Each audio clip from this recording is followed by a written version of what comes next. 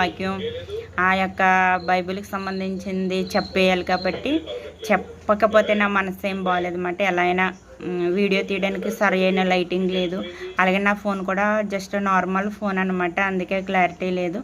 దేవుని కృప, ఆయన కృప ఉంటే ఒక మంచి ఫోన్ కొనుక్కొని మంచి క్వాలిటీ ఉన్న వీడియోస్ పెట్టాలని ఆశ ఉంది.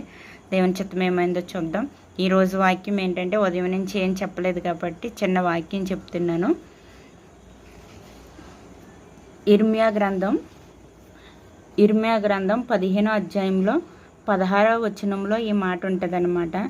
నీ మాటలు నాకు దొరకగా నేను వాటిని భుజించి తిని, నీ మాటలు నాకు దొరకగా వాటిని నేను భుజించి తిని అని వాక్యం ఉందన్నమాట. ఇర్మియా గారు అంటున్నారు.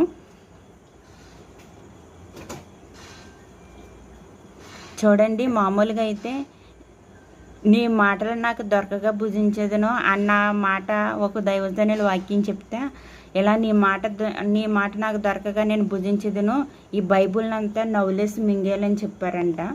అది పాపం ఆయన అమాయకుడనే అనాలి. ఆ మాట ప్రకారంగా ఆయన బైబిల్లో ఉన్న కాగితాలన్నీ రోజుకొకటి చెప్పిన బైబిల్ అంతా శుభ్రంగా తినేసి మింగేశాడంట ఆయన. లాస్ట్ రోజు వచ్చి, పాస్టర్ గారు ఇదిగోండి నేను బైబిల్ అంతా తినేసాను, ఇదంతా నా బొజ్జలోకి వెళ్ళిపోయింది అని చెప్పాడంట. చూడండి ఆయన ఎంత తెలివి తక్కువగా ఆలోచించాడో. భుజించడం అంటే అది కాదు, దాన్ని చదవటం, ఆ వాక్యం చదివే కొద్దిగా కూడా లోతైన మర్మాలంటే ఒక్కొక్కరికి ఒక్కొక్కలాగా అర్థమవుతుంది అనమాట. దేవుని వాక్యం చాలా విలువైన మాటలు ఇవి. ఆ వాక్యం మనకు దొరగా వాటిని భుజించాలి అంటే మన చర్చికి వెళ్తామండి, సభలకి, ప్రార్థనలకి, ఇంకా అనేక మీటింగులకి వెళ్తూ ఉంటాం. వెళ్ళినప్పుడు వెనకాల కూర్చున్న బ్యాచ్ ఒకటి ఉంటుందండి. నేను బాగా అబ్జర్వ్ చేస్తాను ఆ బ్యాచ్ని. అప్పుడప్పుడు అబ్జర్వ్ చేస్తే నాకు అర్థమైంది ఏంటంటే, కామెంటరీ చేస్తారనమాట. దేవుని వాక్యము దొరుకుతుంది విందామని ఆలోచించరు, కానీ దాని పట్ల కామెంటరీ చేస్తారు. వాళ్ళ గురించి ఈ వాక్యం మాట్లాడుతుంది ఏమనిపిస్తుంది అనమాట. ఇది వెంటనే ఆ మాట గుర్తొస్తుంది నాకు ఆ వెనకాల ఉన్న బ్యాచ్ని చూడగానే. దేవుని వాక్యం మనకు దొరకగా భుజించాలంటే దేవుని వాక్యము మనకు దొరకని క్షణాలు, రోజులు కూడా రాబోతున్నాయని దానికి అర్థం.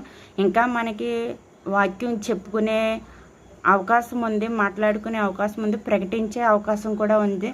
కొన్ని చోట్ల ప్రకటించే అవకాశం లేదు, బైబిల్ గ్రంథం చదివే అవకాశం కూడా లేదనమాట. కనీసం బైబిల్ గ్రంథం అసలు కనబడితేనే ఒప్పుకోని పరిస్థితులు కూడా ఉన్నాయి. అలాంటి రోజులు కూడా మన మధ్యకి రాబోతున్నాయి. కాబట్టి ఈ వాక్యం, బైబిల్లో చెప్పబడిన వాక్యం ఏమవుతుందో అది మనకు దొరకగా వాటిని భుజించి మన హృదయంలో దాచుకుని అట్టి రీతిగా జీవించాలనేదే ఈ వాక్యానికి అర్థం. నెక్స్ట్ ఇంకా చెప్తాను. ప్రైజ్ లార్డ్ అందరికీ.